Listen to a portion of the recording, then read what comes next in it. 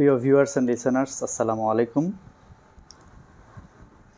লেকচারের শুরুতে আমি আমার সৃষ্টিকর্তাকে স্মরণ করতে চাই, যিনি এত সুন্দর একটি পৃথিবীতে পাঠিয়ে আমাকে এখন পর্যন্ত সুস্থ রেখেছেন, আলহামদুলিল্লাহ।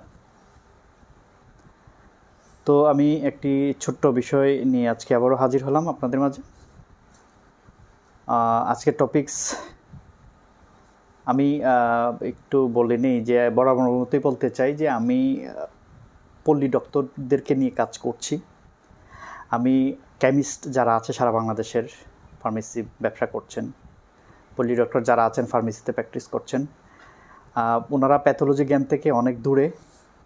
প্যাথোলজির বেসিক জ্ঞানটা এখন পর্যন্ত ডেভেলপ হয়নি ওই রকমভাবে। আসলে ওনাদের সময়ের স্বল্পতার কারণে, ব্যবসায়িক ঝামেলার কারণে, সাংসারিক ঝামেলার কারণে বা সুবিধা না পাওয়ার কারণে প্যাথোলজির বেসিক জ্ঞানটা ফার্মেসি পর্যায়ে এখনও ওইরকমভাবে এস্টাবলিশড হয় নাই, ডেভেলপ হয় নাই। আমি এটা নিয়ে প্রথম পর্যায়ে কাজ করছি, পরবর্তীতে অন্য জেনারেশনকে নিয়ে কাজ করব।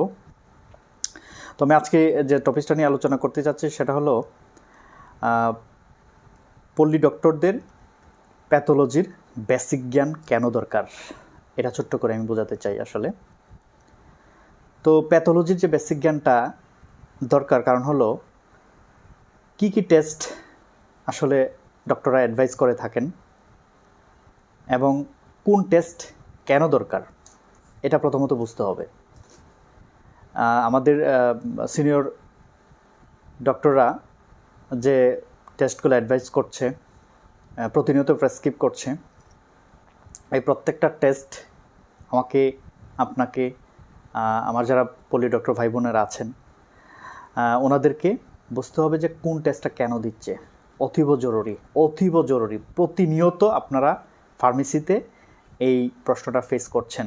আপনার যারা সম্মানিত গ্রাহকরা আছেন, যারা সেবা নিচ্ছেন, যারা পেশেন্টরা আছেন, যারা আপনাদের কাস্টমাররা আছেন, তারা কিন্তু আপনাদেরকে প্রতিনিয়ত প্রশ্ন করে, কেউ না কেউ করে। আমি দেখেছি প্র্যাকটিক্যালি যে ভাই এই ওষুধ আপনার মেডিসিন তো জিজ্ঞেস করি যে মেডিসিনটা কেন প্রায় এসে আপনারা পান, তবে এই টেস্টটা কেন দিয়েছে বলেন তো একটু শুনি। এটা বাড়লে কি হয়, কমলে কি হয়, বা নর্মাল থাকলে কি হয়। তো অনেকে জানেন, অনেকে জানেন না, অনেকে মনে থাকে, অনেকে থাকে না। তো বেসিক জ্ঞানটা আমি দিতে চাই, আমি দিয়ে যাব। তো প্রথম কথা হচ্ছে আপনারা কোন টেস্টটা কেন দেয় এটা আপনাদেরকে জানতে হবে, অবশ্যই জানতে হবে। এখন এই আধুনিক বিশ্বের, পরিবর্তনশীল বিশ্বের মেডিকেল সায়েন্স কিন্তু বা প্যাথোলজিক্যাল সায়েন্স কিন্তু অনেক এগিয়ে গেছে। তো আপনাদেরও জানতে হবে, পরিবর্তনের সাথে আপনাদেরও তাল মিলাতে হবে।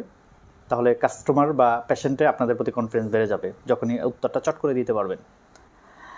তারপরে হচ্ছে যে অ্যাডভাইসটা দিচ্ছে, তো সেই অ্যাডভাইসের আলোকে কোন টেস্টের জন্য কোন ধরনের স্যাম্পল বা স্পেসিমেন লাগবে, কোন কোন টেস্ট রক্ত দিয়ে হয় এটা আপনাকে জানতে হবে, কোন কোন টেস্ট ইউরিন বা প্রস্রাব দিয়ে হচ্ছে এটা আপনাকে জানতে হবে, কোন কোন টেস্ট কফ দিয়ে হচ্ছে এটা আপনাকে জানতে হবে, কোন কোন টেস্ট স্কিন দিয়ে হচ্ছে এটা আপনাকে জানতে হবে, কোন কোন টেস্ট বডির টিস্যু বা মাংস বা বোনস দিয়ে হচ্ছে এটা আপনাকে জানতে হবে।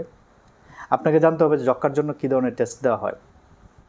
তো এই প্রত্যেকটা টেস্ট, আপনার জ্বরের জন্য কোন কোন টেস্ট দেওয়া হয়, লিভারের জন্য কোন টেস্ট দেওয়া হচ্ছে, কিডনির জন্য কোন টেস্ট দেওয়া হচ্ছে, আপনাকে রক্ত পরিমাণ জানার জন্য কোন টেস্ট দেওয়া হচ্ছে, গ্রুপ ওয়াইজ, ডিপার্টমেন্ট ওয়াইজ প্রত্যেকটা টেস্টের নাম এবং কেন দেওয়া হচ্ছে আপনাকে অবশ্যই অবশ্যই প্রিয় ভিউয়ার্স অ্যান্ড লিসেনার্স, প্রিয় পল্লী ডক্টর ভাই বোনেরা, আপনাদেরকে জানতে হবে, অবশ্যই জানতে হবে। তারপরে হচ্ছে রিপোর্টটা করলো এবং কোন কোন স্যাম্পল দিয়ে কোন কোন টেস্ট হচ্ছে এটা জানলেন। তারপরে আপনাদেরকে জানতে হবে রিপোর্টটা আসার পরে অনেক পেশেন্ট আপনাদেরকে জিজ্ঞেস করে যাবে, দেখেন তো রিপোর্টটা কী অবস্থা। হ্যাঁ, অনেক আপনারা প্রতিনিয়ত ফেস করেন। অনেকে বলতে পারেন, অনেকে পারেন না, অনেকে গোজামিল দিয়ে বুঝিয়ে দেন। আপনার কাস্টমার কিন্তু অনেক চালাক, শিক্ষিত, সচেতন। সো গোজামিল দেওয়ার দিন আর এখন নেই। আপনাকে পড়াশোনা করতে হবে, আপনাকে জানতে হবে। তা আমি চেষ্টা করছি আপনাদেরকে জানানোর জন্য। জাস্ট আপনার হাতে থাকা স্মার্টফোন ডিভাইস যে আছে আপনার হাতে, এই মোবাইলটা দিয়ে আপনি আমার ইউটিউব চ্যানেলটাকে যদি ফলো করেন তাহলে আপনি আস্তে আস্তে সবগুলো শিখে যাবেন ইনশাল্লাহ অল্প সময়ের মধ্যে। তো কোন রিপোর্টটা কি, কোন রিপোর্টটা কেমন হয়েছে, কোন রিপোর্টটার নর্মাল কত, এটা আপনাকে জানতে হবে। আমার ভিডিওগুলো যদি ফলো করেন, আমি আস্তে আস্তে রিপোর্টগুলো একটা একটা ধরে ধরে ধরে ধরে হাতে কলমে শিখিয়ে দেব, বুঝিয়ে দিব। আপনাকে জানতে হবে রিপোর্টগুলা অ্যাবনর্মাল কতটুকু রেঞ্জের মধ্যে আছে, আবার নর্মাল কতটুকু রেঞ্জের মধ্যে আছে।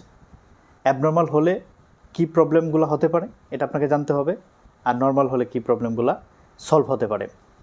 তো এই বিষয়গুলো প্রতিনিয়ত আপনারা দেখছেন, আপনারা পাচ্ছেন।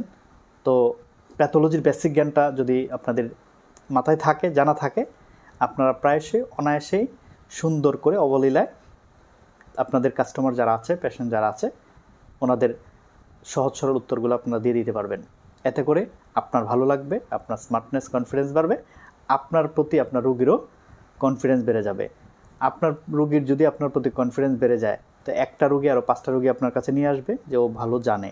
ও শুধু মেডিসিন না, অন্যান্য ফার্মেসির মতো মেডিসিন তো জানেই, পাশাপাশি প্যাথোলজির খুব ভালো বুঝে, টেস্টগুলো বুঝে, টেস্টের নামগুলো জানে, টেস্টগুলো কেন করা হয় এটা জানে, টেস্টগুলো কীভাবে করা হয় এটা জানে, টেস্টের প্রাইসটা, কোন টেস্টের প্রাইস কত, এটা প্রায়শই common question, very common question পেশেন্টের, যে এই টেস্টের দাম কত, ওই টেস্টের দাম কত।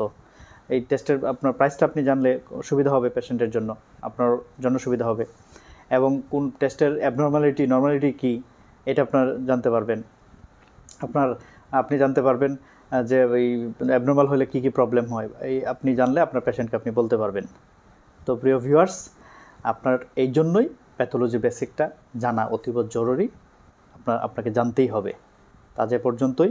ভালো থাকবেন, সুস্থ থাকবেন। আল্লাহ হাফেজ।